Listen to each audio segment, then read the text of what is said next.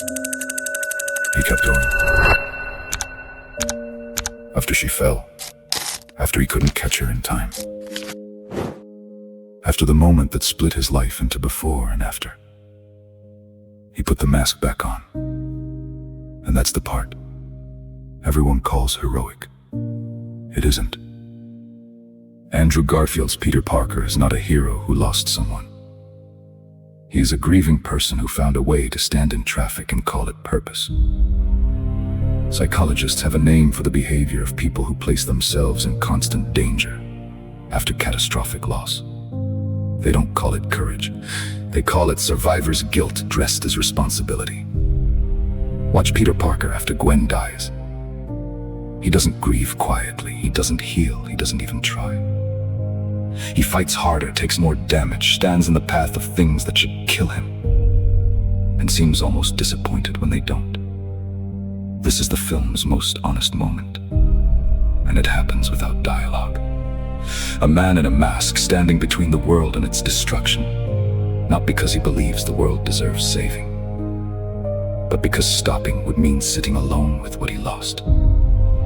We call people like this brave.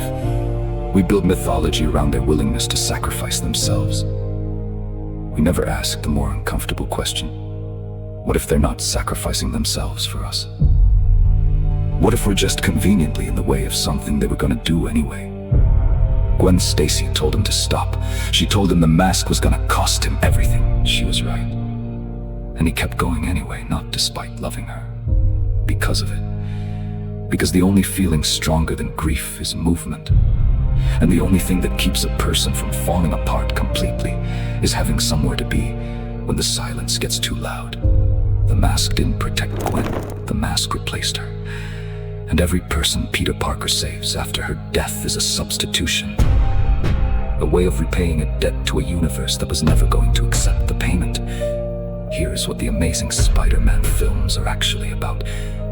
Underneath the spectacle, underneath the romance, underneath the wall crawling and the web slinging and the self-sacrifice. What does a person do when the thing that made life worth living is gone? And they are still inexplicably, inconveniently alive. Some people stop.